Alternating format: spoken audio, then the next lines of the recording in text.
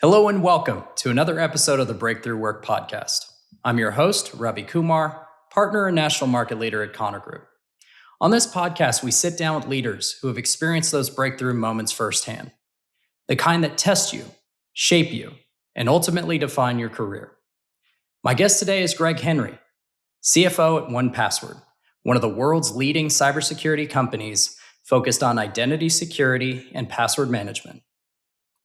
Trusted by millions of individuals and more than 180,000 businesses globally, 1Password helps organizations protect sensitive information and manage access in an increasingly complex digital world.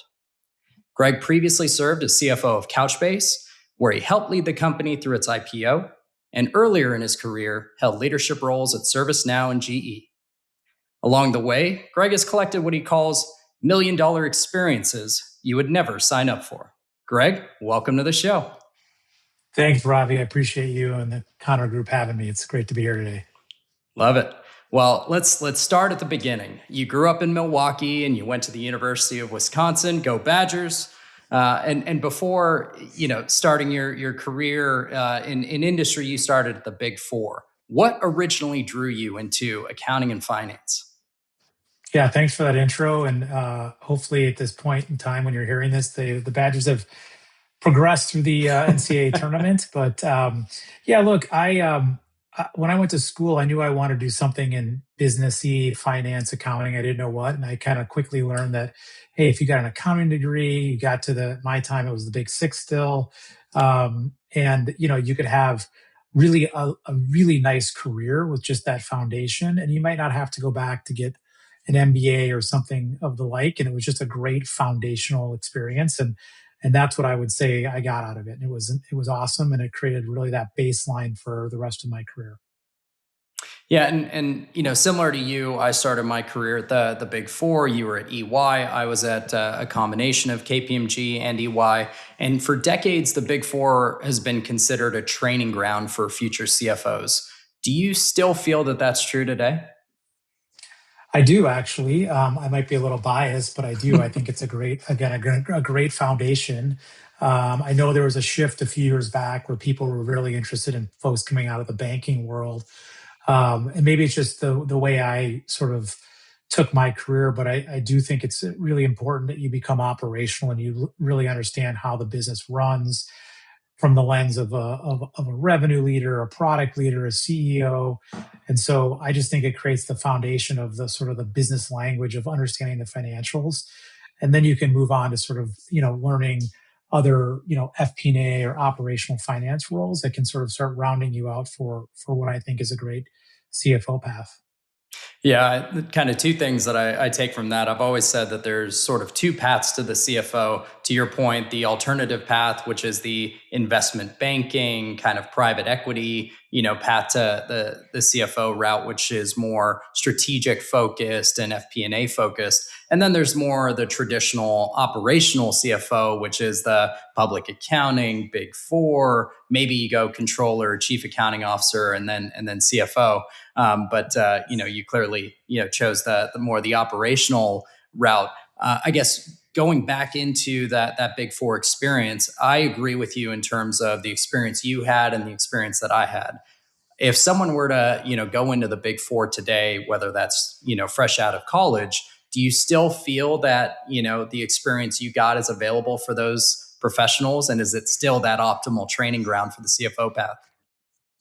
Well, I'm nowhere near being in the Big Four today, so I don't know exactly what it's like anymore. Yeah. Although I think it's more fun because you're using AI and not lugging trunks of work papers around and all that good stuff. So, but yeah, I do think it's still foundational. I think it's very interesting to go and work with clients, right?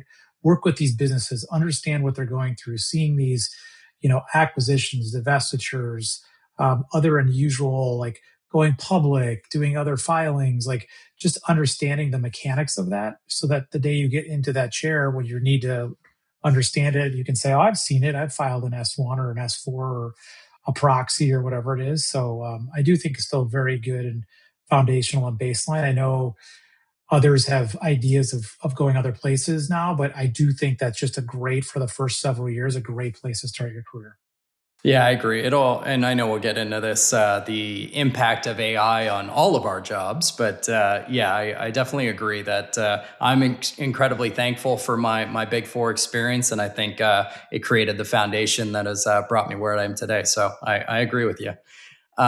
Now, going into your transition from public accounting into industry, you spent roughly 15 years at GE, which at the time was considered one of the greatest leadership factories in corporate America. What made GE such a unique environment for developing finance leaders? Well, a couple things. One is, and GE, as I experienced it, and many know it, is sort of no longer. It's sort of split into three businesses and not running the same. But look, they had been running a program called the Financial Management Program, otherwise known as FMP, that had been running literally for 100 years.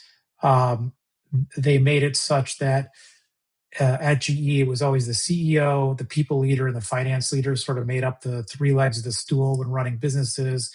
So they very much empowered the finance leaders to have a seat at the table, to be vocal. And I think that just started a long, long time ago. And that's just the culture bred. And I mean, if I look back now, being sort of later in my career, the people I got to work with and work around and what they've gone and done, it's pretty amazing to see the CFO of eBay, the CFO of Cisco, the CFO of Delta, the CFO. I mean, you go on and on and on, right? So it truly was a finance factory, and a lot of good training along the way that they served up both for finance and non-finance folks. Yeah, well, the proof is clearly in the pudding with the results, right? Yeah, I think during your time at GE, you also had the opportunity to work across multiple cities, obviously Milwaukee, Chicago, Salt Lake, and then a global experience in Paris, while raising a young family, which I can definitely relate to.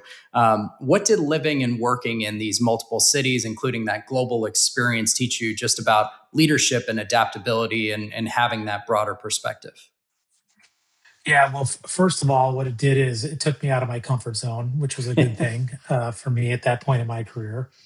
It also, there's a bit of a personal aspect in the sense that when you move somewhere new and you don't know anybody, like your family becomes everything. Not that it wouldn't be otherwise, but the first like 6 months is you spend a lot of family time together just because you don't know, you're getting to know people. And so it really helped build that sort of family unit for us. And then you just get exposed to all sorts of different cultures and experiences. Salt Lake was very different than Milwaukee, and I would have never moved there had it not been for GE. I would have never had the opportunity to live abroad, like you mentioned, in France. And look, running a business, a global business outside the U.S., where the headquarters is in the U.S., which is all I knew at the time, it gave me a whole new perspective. And now when I deal with people outside the U.S. or North America, I really can sort of appreciate that I've walked in their shoes and I understand like you don't hear everything that you hear when you're in the mothership or at in the mother country. You don't get the same exposure. You don't. Time zones are a little bit less, you know, um, you know, thought of, if you will, coming out of the North America. So working late. And so I just have a better perspective of trying to do that again, working across many countries, many cultures, many currencies, and just having a perspective of how people do business in different parts of the world. Yeah, I know my brother's company was acquired by a French parent. And when he was overseas working in Versailles, everyone at his company could speak English, but sometimes they chose to speak French in some of their board meetings, which that was very intentional. So I know that can sometimes be a cultural change that takes some adaptability, right? It does, and ironically, I lived right near Versailles as well, Oh, and yeah, and yes, the most of the employees there were French, and when they were with other French people, they would speak in French, and if they knew there was an American or an English speaker around, they knew they worked for an American company and that they were going to have to deal mm. with it, and it was very easy, it was very seamless. It actually was good for me. It forced me to try to like, better my French when I was there, so I liked it a lot. Now, I'm a big fan of the global perspective. I studied abroad twice when I was in college, once in Sydney, Same language, mostly in Australia, and then I spent a month in the European Union, but have lived abroad, and obviously was born in India and Canada. So I feel like I've passed a bit of that global perspective on to my kids, and as I mentor the next generation of corporate America, I tell them living and working abroad is such an incredible skill, not just what you learn, it's how you learn and kind of walking that mile in someone else's shoes, right?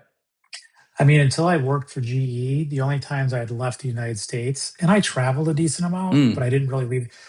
I went to, Canada once. I went to Mexico a few times for vacation, but I didn't really know. And so, it was great. Now I see, like, I had my youngest daughter just studied in London last year. I had another son who went to travel by himself with into Korea. And so it just, by having that experience, it just opens everybody else's eyes. No, absolutely. I think going back into your GE experience, one of the defining stories that you shared was during your time at GE Healthcare when the FDA effectively shut down operations due to some compliance issues, and you described this moment. And I love the quote: "The $1 million experience you would never sign up for, but in retrospect was awesome." Walk us through that period in your life, relocating your family with 3 young children, navigating this crisis, and how that ultimately became a launching pad in your career as opposed to uh, rock bottom moment. That's one of my favorite stories. So as you said, I grew up in Milwaukee. I went to Madison. I was working at GE, who had a big presence in Milwaukee. I'm like, this is great. I can live here my whole life. My family's here, high school, college friends, everything. But GE opened my eyes to something bigger. And so I ultimately took the leap. And again, if you had asked me if I was willing to leave Milwaukee, would Salt Lake have been the first place I would have gone, which would have been no. So anyway, so my wife was pregnant. She was due with our third child. We had this opportunity. I did the interview. They said, you got the job. And obviously spoke with my wife again, and she was on board with it. But we had to wait because my daughter had to be born in 30 days old before she could fly. So I went back and forth for a few months. And I remember during the interview process that my boss at the time said, "Oh, the FDA was here 18 months ago. They found some things. We're fixing them. It'll be okay." And I didn't understand working, like, truly, again, this is the difference of, like, working at a very big company, but I didn't understand. I knew I worked in a regulated industry, but I didn't realize what that meant. Um, anyway, so I get out there. My daughter's born. We get out there, and 2 months later, the FDA shows up again to do the re-audit. So 12 of the 16 findings were still there, and they found more. And so, because of the seriousness of it, they basically went to what's called a consent decree, where they get a federal court, federal judge involved, and they gave us a consent decree and effectively shut down the business and said, you can no longer make and ship product until you remediate your problems. So the only thing we could do is service the business, right? Um, so now you've got a business with, there was like 700 people working in this business. By the way, this business was acquired uh, and left to sort of operate on its own to a certain degree, which actually was part of its special sauce.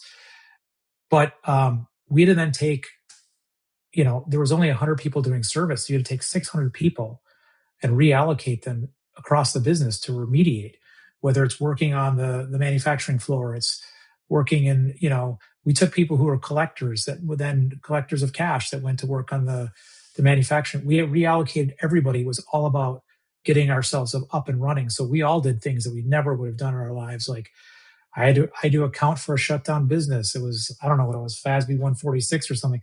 I'd never experienced that before, never learned about it. So it was all new things. And it went on for 14 months. And after 14 months, we got the business running. Now, you don't get out from under a consent decree, but they start allowing you to ship, but they come back and check on you regularly. And I had to do like, I had to walk the manufacturing floor and do quality control reviews. And oh yeah, it's just stuff that, that was my first, by the way, that was my first technical CFO job.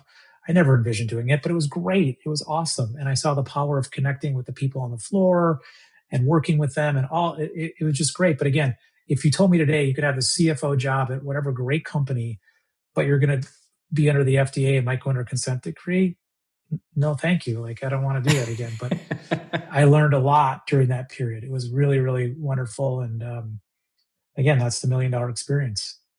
No, absolutely. I love that story, and part of it is also just the leadership mindset, right? I mean, you're operating and living through a crisis with a young family, and you've got regulators involved. Massive operational pressure. There are jobs and careers on the line. When you're going through this experience and living through it, how does the cream rise to the top? What separates leaders that rise to the occasion versus those that struggle?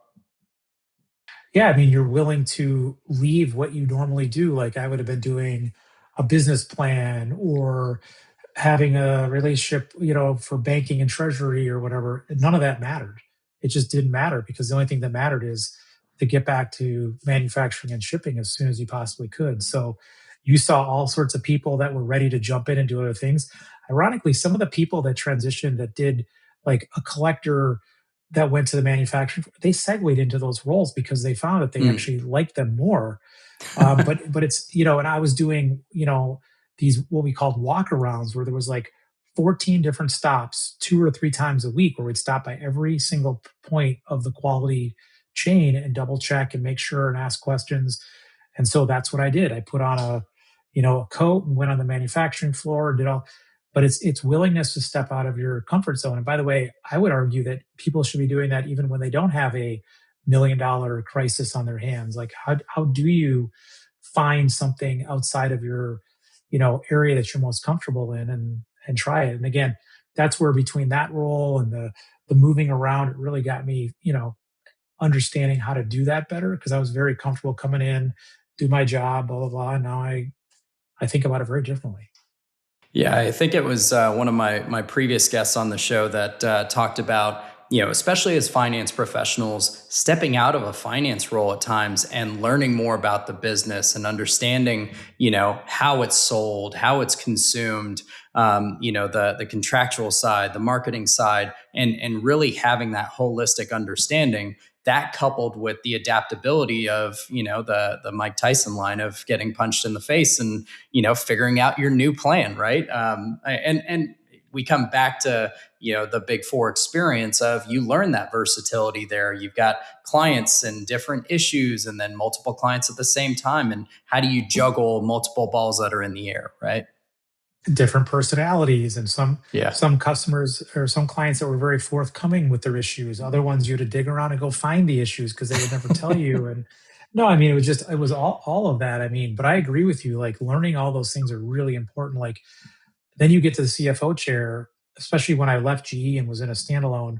How do you work with the CRO and build a compensation plan that incentivizes people to go do what you want them to do so that they think they can make, well, not think, they can make money at the Yeah. same time they're pushing the agenda from a perspective of a bit. So like all those things are very, very important to learn as early as you can. Well, that's a perfect segue, Greg, because during our prep session, you use so many aviation references, and so we're just going to continue to run with that and use that as a sign for your career. When after GE, you made that shift and joined ServiceNow. Shortly after the company had gone public, and you described that transition with a metaphor that I loved. At GE, you were in the control tower, making sure that the planes weren't crashing into one another. And at ServiceNow, you started getting closer to the cockpit. Give us a window into that mindset shift and what that stage of your career felt like. Yeah. So after about, 14 years of GE, which I love the whole experience and everything, I was starting to realize that, GE was a 300,000 person company and I was spending all my energy on building my network inside and doing everything. But the reality is I couldn't go in on any given day and make a change or make a, adjustment that would like, it was just too big. And so that was that air traffic controller analogy. I'm like, well, look, if I ever want to be a CFO, and particularly a public company CFO, I needed to get closer to the proverbial cockpit and I needed to watch others who did it.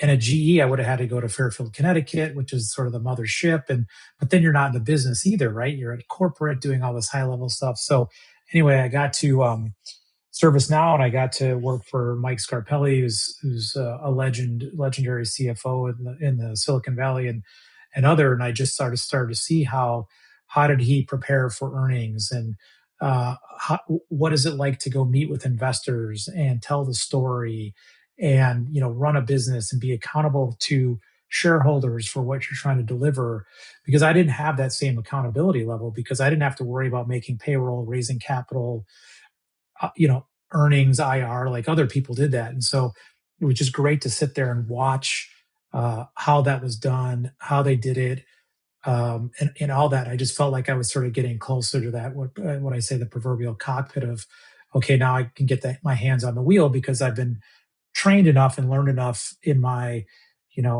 aviation trainer that I can actually go do it myself. Yeah, no, and taking I see your aviation reference, and I raise you a nautical reference. The difference between turning a speedboat versus a tanker ship, right?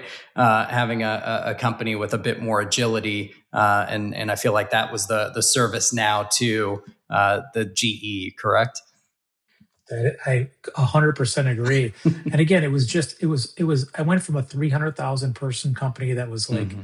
I don't know what they were, 60 billion of revenue or whatever, to a 3,000 person company that was doing 600 million of revenue and growing dramatically and seeing hyper growth, because GE wasn't in hyper growth. They were in low growth, and then, restructuring, cost containment, efficiency. So just a very different model versus trying to grow, add people, expand. Just so I saw a completely different side of how things were run. Yeah, well, we'll get back to your aviation analogy. So eventually, you did take the leap and jumped into the cockpit to become the CFO at Couchbase. And every CFO has that moment where they realize, all right, the buck stops here. I'm the CFO. I'm in charge. How did the Couchbase opportunity come about, and how was that moment relative to some of your previous experiences?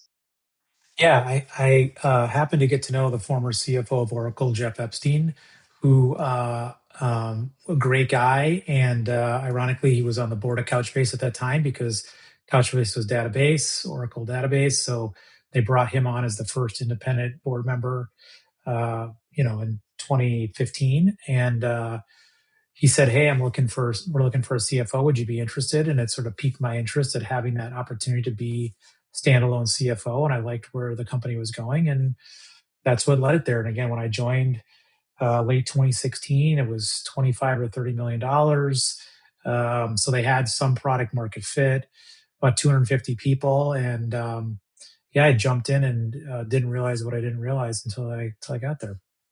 Yeah, shout out to Jeff. I just connected him with another prospective board member, so he's truly paying it forward now to Oh, the next line of independent board members. he's amazing, amazing person. Well, early on in your tenure at Couchbase, you had another pivotal moment, and I swear you had so many quotes in our prep session that it was just gold.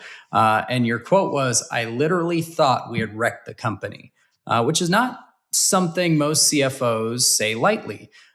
Take us back to that moment. What was happening inside of Couchbase, and what it feel like sitting in that cockpit as the CFO is thinking that this plane might be going down? Yeah, well, it's another $1 million experience. So anyway, I joined late 2016. Matt Kane, who became the CFO, joined shortly after in 2017. And I remember this very vividly.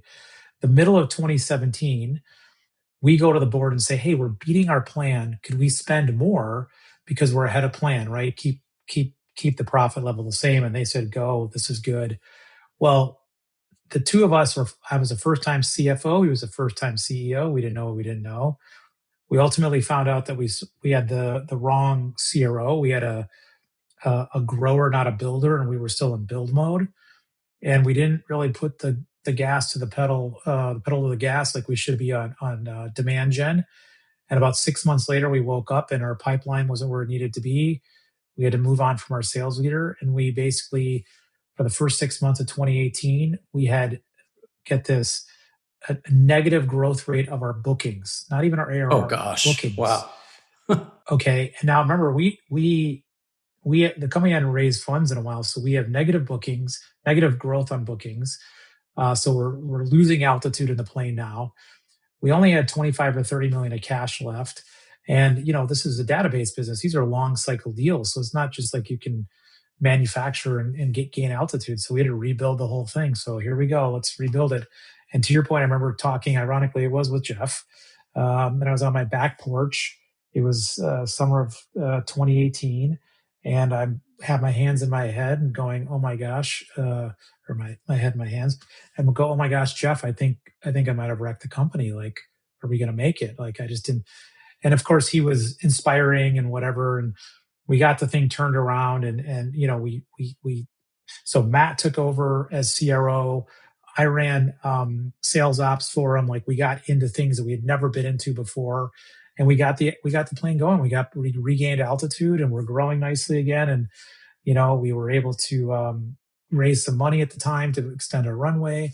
So yeah, it was all going in the right direction. So we had brought it back, but for that short bit, I thought I had wrecked it. And interesting, I'll never forget this too, is Matt had me read the book The Hard Things About Hard Things by Ben Horowitz. Mm-hmm. If you haven't read it, it's amazing. Ben talks about his same journey early in his career. But if you're ever in a moment like that where you feel down and whatever, go read that book. It's just amazing and sort of inspirational, um, and you can go on and see what Ben Horowitz did, and Dave Conti was the CFO, and I can't remember the CRO's name, but he went on to do some amazing things. So it's just a great story. Yeah, and once again, it comes back to the versatility angle and doing what needs to be done during those difficult periods in order to weather the storm, right? And you do weather the storm, and the company rebounds. You think it's smooth sailing. The captain turns off the fasten seatbelt sign, and then guess what happens? COVID happens.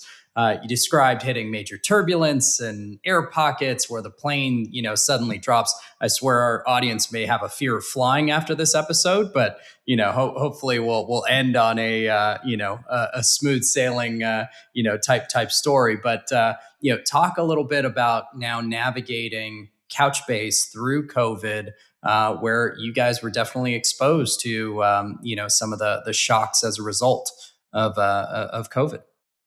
Yeah, so the second half of 18, we rebuilt it. So we get through 2019. I learned more about sales ops and just sales in general than I've ever had, which again, great experience, right?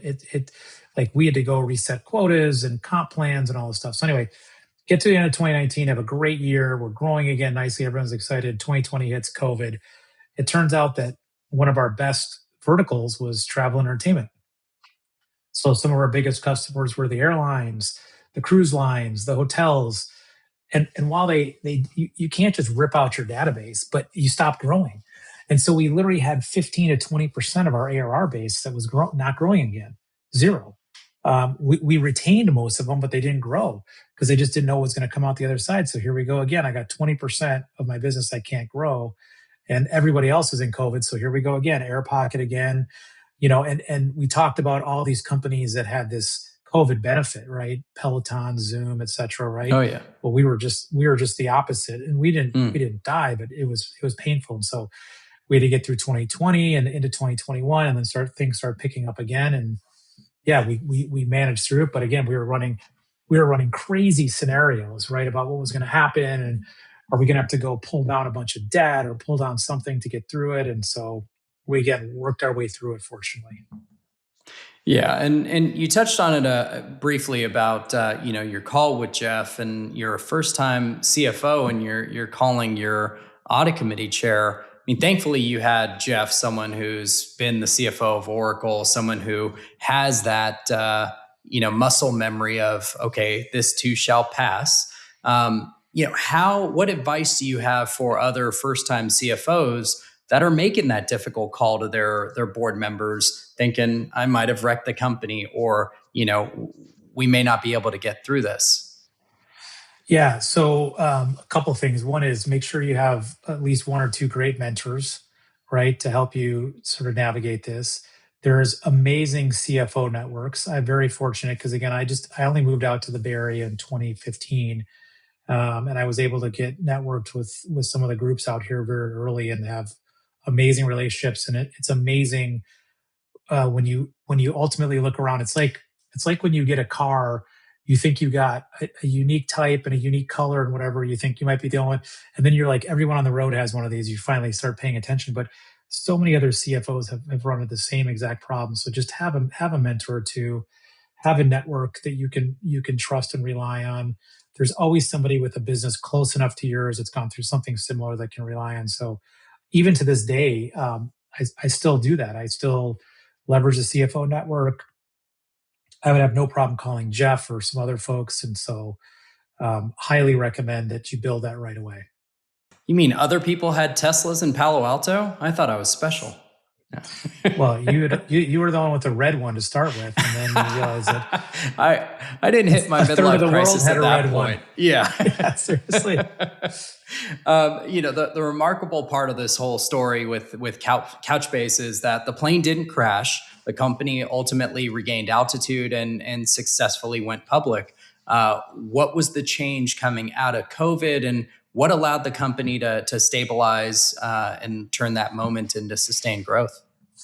Well, because once we finally got through COVID and people could start traveling and doing the Yeah. things again, everything sort of returned to the way it should be, and so we that's where we sort of again regained that altitude. And then we were quite honestly very fortunate that we chose to make a run at it in 2021, where the markets were wide open and multiples were high. And look, I've told people this before, and I'm not, afraid to say it again. Like, had it not been for that market, the company probably wouldn't have ever gotten public, right? It just Hmm. doesn't have the characteristics that you need today to do that. And so I feel very fortunate, and it was a great experience for everybody who went through it. And we got to run it as a public company for 4 years before it was acquired late last year.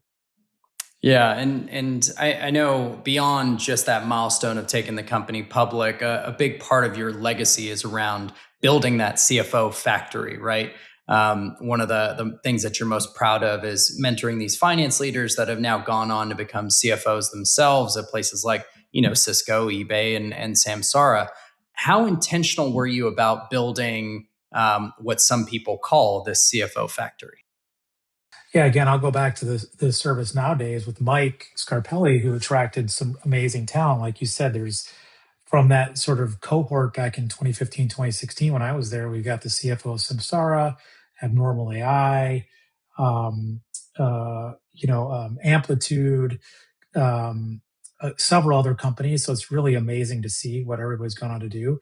And so, like, I'm later in my career, and I saw how valuable that was between what Mike did, what Jeff has done to mentor, and so I want to do the same thing. And I want to see people that I've had the chance to work with and sort of groom or help with their careers and see them go do great things. I mean, a great example is the guy who was our chief accounting officer, Bill Carey at Couchbase, has now gone on to be a CFO at OpSWAT and doing some great things. And I'm just thrilled to see what he's doing. And the fact that I maybe had a little part of that was is heartwarming. No, it definitely does give you the warm and fuzzy feeling, feeling like you play, even a small role in someone's successful future. So I definitely that resonates with me as well.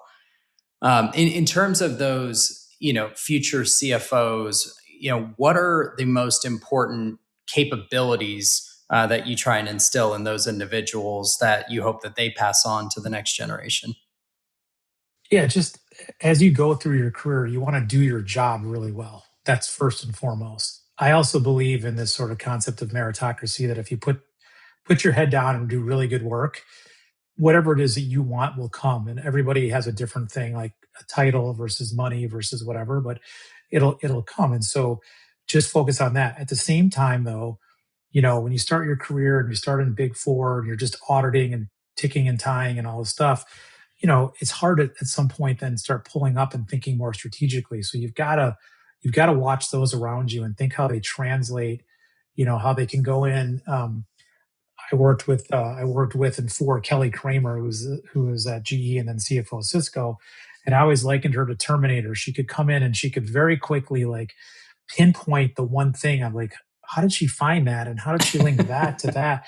But it's just having that ability to sort of see beyond just the report of the numbers and understand the relationship, how to translates, and then can you articulate that to your peers or maybe even your next level managers about seeing those insights that maybe others aren't seeing. Now, obviously, that was all pre AI. With AI, that should get even more elevated because you're going to have agents out there doing this on your behalf, but you got to make sure you're programming and setting it up so they're capturing all those insights. But we talk about FP&A as financial planning and analysis. It's not just about reporting it. It's about, generating insights and finding things that others haven't found or see that help people make decisions that they couldn't have otherwise. Well, and to your point, especially in the field of audit at the Big Four, yes, if you're a first or second year associate, what you're doing can be very monotonous and tedious. And yes, most of that is probably either outsourced to a shared service center or automated through AI now. But understanding how the role that you play as part of that bigger audit, and then you just extrapolate that analogy to, okay, I'm a senior accountant at a tech company. What is my role and how does that fit into the bigger picture? And I think the faster you see the forest through the trees, the faster that career trajectory takes shape, right? Right. And once you learn that skill, then you start building on and building on. Like I still try to do it myself today. Like I'm trying to create insights for the CEO, the leadership team, whoever it is, that allows them to make better decisions, be faster. Someone said interestingly last week, they said, in this new world, who's going to win? And someone said, well, you got to be fast. And someone's like, no, no, no, you don't have to be fast. You have to be the fastest. Right. Mm. And so that's what it's going to come down to now is like, how do you move and create insights and whether it's coding or financial analysis or insights to customer prospects or all this, right? How do you do it faster than anybody else? That's going to be the important part. Yeah, you shared a little bit on your philosophy on work, and I feel like we're segueing into that. Simply that the key ingredients are love what you do, love or like who you work with, feel valued, and then lastly, be fairly compensated. Why do these four elements matter so much in building that fulfilling career? Yeah, look, I've always said that if you think about today, we spend more waking hours at work than at home, and I don't mean physically. I just mean where our mind is. Right, we're focused. Especially in this digital world, you could argue it's all the time. But and yet, when you're thinking about who you want to be friends with, who you want to as a partner or a family or whatever, like you put a lot into that and make a big bet. Like if you're going to do that and you're going to spend more time at work, why would you not want to love what you do? At least like who you do it with, feel valued and feel like, and if you have all four of those, you should be a happy camper. At the same time, the minute you probably don't feel valued or you don't feel fairly compensated or you don't love what you do, probably means you should probably consider doing something different. And so that's how I think about things today. And I'm passionate about the work I do. I enjoy coming to work, but I want to make sure I'm doing it with a company that I want to be with and the people I want to be with, and yeah, all that. That's how I think about it. Again, too many hours spent to not be happy with work. And that same mindset, I mean, think about how many hours we spend sleeping. Everybody should be investing in a better mattress, right? Get your Aura ring, get your Oh, Apple yep, I got Watch, that. We're get your whatever it takes. Again, and the older we get, the more technology we need to make it happen. But yes, I'm all for it. Like eat well, sleep well, exercise, have fun, enjoy yourself. Yeah, my buddy Sean Brecker at Aura Ring will be happy for that free endorsement that he just got right there. Well, Um, I saw him last week, and maybe I'll get like the free charging case now or something like that because I called him out. exactly. All right. Well, let's fast forward to today. You're now the CFO at 1Password, a company operating at the center of identity security and digital trust. What was the exciting moment of joining 1Password and at this stage in their growth? Yeah. So going back to my philosophy, I had all four of those things Yeah. at Couchbase. So I was very happy, but I'd been there for over 8 years, and I was getting to the point in my career that I'm like, look, if I want to go do something else and really invest the time, and if you look at my career, 5 years at E&Y, 14 at GE, 8 at Couchbase, I've spent 90% of my career at three companies. I like to make that investment, but I wanted to stay in software. I wanted to be either infrastructure or security. I was hoping to get something as scaled or even more scaled than what Couchbase was. And then I happened to have gotten to know Dave Fogno over the last decade. He's a former CFO at Barracuda and Qualtrics. And literally, he texts me one day. I'm getting on my Peloton in the morning. He doesn't even say hello. He just says, "Are you ready for your next thing?" And I said, "Well, if it's my Barracuda to Qualtrics move, then yeah, I'd love to do that." And then the more I got to know about the company and where it was going and what the opportunity was, I got pretty excited. And it was a incredibly hard decision to make, incredibly difficult to tell my CEO is leaving because we have a wonderful relationship. But ultimately, it was the best thing for me, my family, my career. And I made the jump, and I'm incredibly happy 1 year into it. Well, we'll come back to working for a CEO that's formerly a CFO.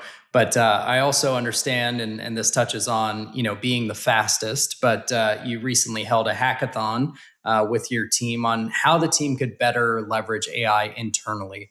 Can you share a little bit more about the purpose of the hackathon, as well as how you guys are applying some of the solutions that came out of the hackathon?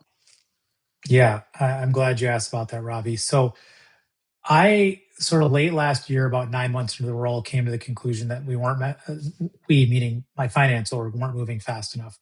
So I actually set up an AI steering committee with some folks who were earlier career in my team that were sort of leaning into AI a little bit more and figure out, hey, we got to get the broader team moving faster.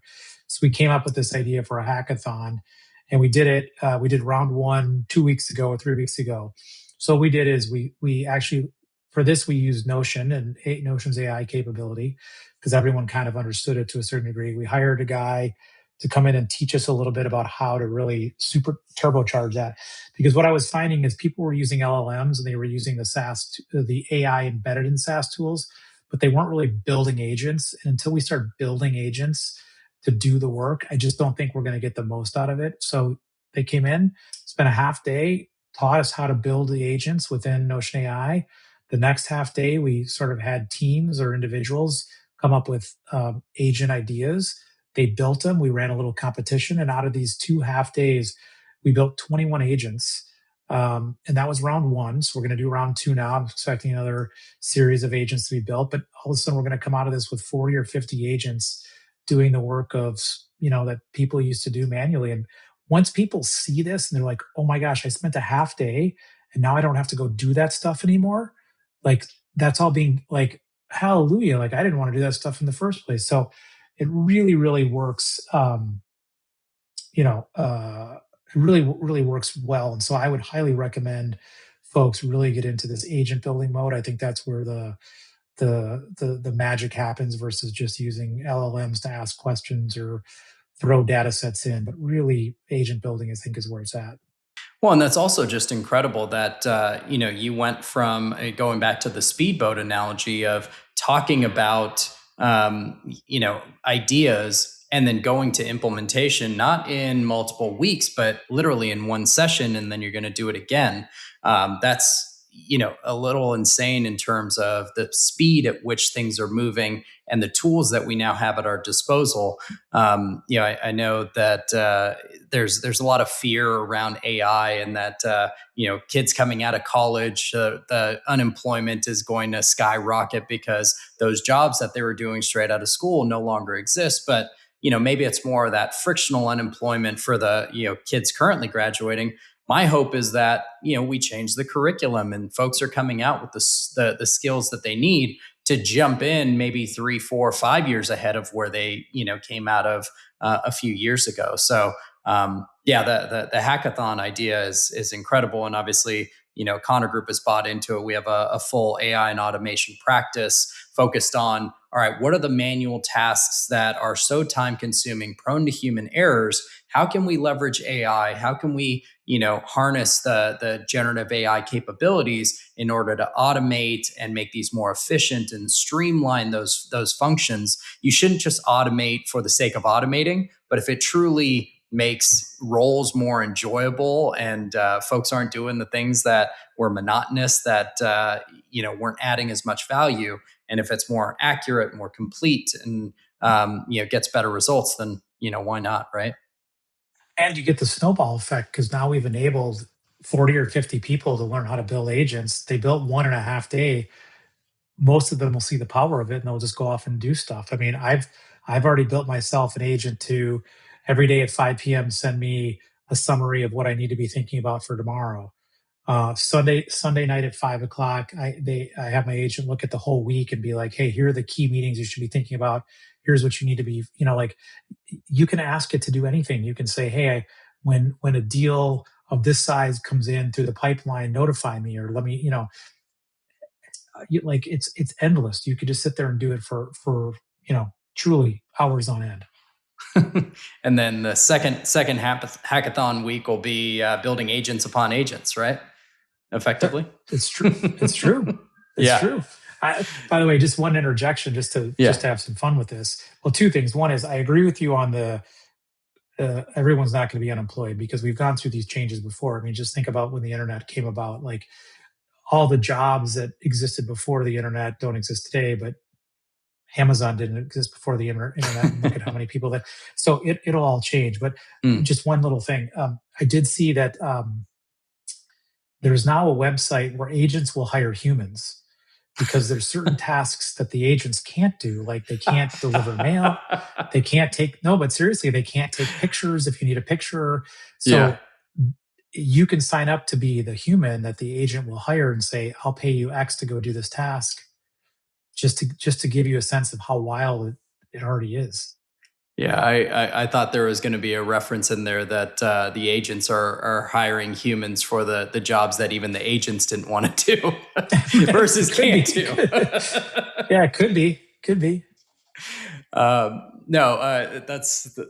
love the interjection and the reference, but I'm completely aligned with you on that. Now we can get back into what it's like to work for a CEO who is a first-time CEO and a former CFO. How does that dynamic change in terms of your interactions? Obviously, you're not going to try and BS a former CFO, but have you changed your style at all as a result of that? Maybe a little. The big difference is, so my CEO at Couchbase he didn't come up through necessarily, he was financially literate, but didn't come up through a financial background. So there's certain things around the accounting rules. He didn't have relationships with the investors and bankers per se, all that stuff. Whereas now with Dave, he does, right? I mean, he took a company public. He was on the verge of taking another one. He knows everybody. So you can't really, and you can't go in and be like, oh, I'm going to go do this and account for it this way because he's going to know. So, but it's been really good. He's been very respectful of he could be very easily trying to play the CFO role. He's not. He's trying to be way more externally focused probably than he ever has in his career, which is what you want the CEO to do, focus on, the board, the customers, the big players in the industry, partners, et cetera. And so it's worked out really well, but it's definitely different because I knew that there were certain things that I could, be of value to the CEO because he didn't have the finance background, and it's a little bit less that way. But again, we make a good team, and ironically, the person I replaced, Jeannie de Guzman, has slid over to be the COO of the company. So we technically have 3 CFOs, which I actually think is more weird for the rest of the business than any of us. But yeah, we do it well. We do it well. Yeah, and obviously you have a a former CFO that aspired to be a CEO. Now, another one of your quotes that I loved was, "I've worked closely enough with CEOs to know that I never want to be one." Why would you say that it's a good fit for some, but not for you? Well, here's the deal: if you've worked for a CEO and you see what they do, you'll get a very upfront, close view of what that's like. You have to deal with everything in the company, everything from the first level of employees up through your management team and down from the board, and everything coming in from the outside. Everything comes to you. Everyone's problem that can't be solved comes to you. And so people need to understand that it all sounds glorious to be the boss, the guy, the gal, but there's a lot to deal with, right? And there's immense pressure. It's nonstop. You have to understand every discipline. You have to be financially literate. You have to be commercially literate. You have to be technology literate.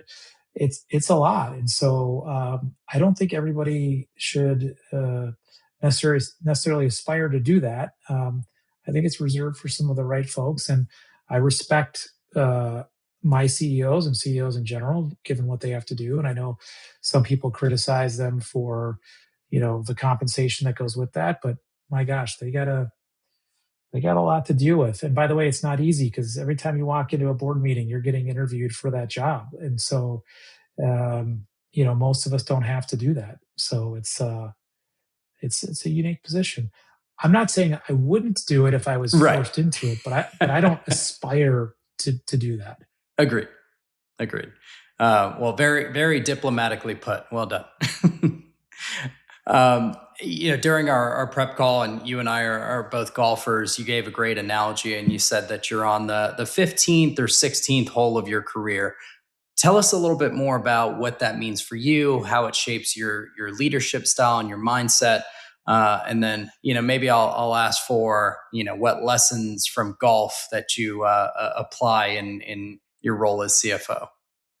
Yeah, it just means that I've been doing this for over 30 years now, and so my I'm getting much closer to the clubhouse in the 19th hole than I am to even the back nine, which is great. Learned a lot, experienced a lot, and yeah, it just is understanding where you are in your journey. And so, again, having a guy like Jeff as a mentor, Jeff Epstein as a mentor, and seeing what he's done in terms of, I tell people I'm in my give back phase, right? I want to help people. I want to help young finance people. I want to help founders. I want to help startups and just share what I've learned and try to give some of that back because I've taken so much from many other people along the way. It's just sort of like the cycle that should be given. So that's what I want to do. And I want to continue to work and operate for several years. And then I want to get into the next phase. It'll just be like all sharing, whether it's, something on a board or advising or mentoring or teaching, something of that nature. No, I love that, and we've talked so much about legacy and mentorship, and I can clearly see that how critical and how important that is to you. Um, what does let's how does that take shape? Do you think after you take one password public and you have nothing left to prove? What does mentorship and legacy look like for you at that stage? Making myself available and so people feel comfortable and I can call Greg and ask him these questions or if I need some of his time. Again, I've done that so many times to people in my career and they've been so generous and given back to me and I've learned so much. I just want to, pass it on or pay it on or whatever you want to call it, but it's just spending time with people and whether it's they're in a doldrums of a business that's not performing well, and I can tell them about my air pockets that I've hit and how we came out of it, so you can have hope for the other side, or you read the hard things about hard things, or you try to give people the sense that hey, look, sometimes things don't work out, and if it doesn't, you go on to the next thing and do the next thing. It's not because when I was in that moment, it felt like the end of the world, right? Like it was over, like everything's, and it's just not. That's just not the case, and that's where you do gain with perspective, that perspective with time. Yeah, well, it's hard to believe, Greg, that we're coming to almost the end of our time together, and I end all of my episodes with one question that I pose to my guests, which is success has trade offs and sacrifices, and it's that proverbial time machine question that I know you've had several $1 million experiences that you didn't ask for, but if you could go back in time, would you do everything the same, or are there things that you'd do differently? Look, I'm happy where I'm at, so I feel very good about the career. The one thing I do think about, and this is one of the things I try to tell people earlier in their careers, you don't realize, like, even when I was like graduating from college, I was like, oh my God, I just want to start. Like, I just want to go to work and start building my career. Whether I'd started 2 weeks after I graduated or 6 months after I graduated, I don't think I'd be in any different position. And so the reality is careers are really long. They're 30 years, 40 years, whatever. Don't get hung up about 2 years of a career. Don't get hung up at, when you're 5 years into your career, like there's a long way to go. Many things can happen the number of avenues and paths are wide open. Like don't get like, and then I've also had the thing like the, oh my gosh, look at that person. I was a peer with them and now they appear to be ahead of me. Okay, that's right now. 5 years from now, it could be completely different. So like just focus on yourself, do the best thing you can do. Like I said all way earlier on, if you put your head down and do good work and focus, whatever it is you want, you probably get. So don't freak out too early in your career, which I did a few times. But you still, maybe there was a brief freak out and then you refocused and you did what Yeah. was necessary to And I get had through it, and right? I had people around me that would sort of be like, "Hey, it's okay. Like you were gonna make it, you know." But I thought I ruined the company, and Jeff Epstein has a broader perspective, and now I hopefully do too. Yeah, I think that that's well said of just, putting your head down, not being afraid to do the hard work and put in the hours, but then also surround yourself with people that you can turn to, for advice and to get through those moments together. Because I feel like in this stage of my career, having the ability to pick who you get to work with and the folks that you call clients and coworkers, it feels like a very special feeling. And so I know I feel fortunate for our relationship, for this time that I had with you today. Let's finish this back nine strong and catch up at the 19th hole. I love it. That's my favorite place. We're not even going to talk about the score. We're just going to go enjoy ourselves. Exactly. Yeah. No one cares what we shot, Greg. That's No, no, what I'm no. realizing. Cold beer and some sunshine, and we're golf. Anytime you're golfing, it's better than almost whatever else you could be doing. So That's what I say. I feel like we're very similar in our thought process and our outlook on life. So, Greg, I really appreciate you taking the time, to spend with us on our show. Thank you for sharing your insights, and yeah, best of luck at 1Password, and we'll be along for the ride. thanks, Ravi, and again, thanks for the counter group. Much appreciated.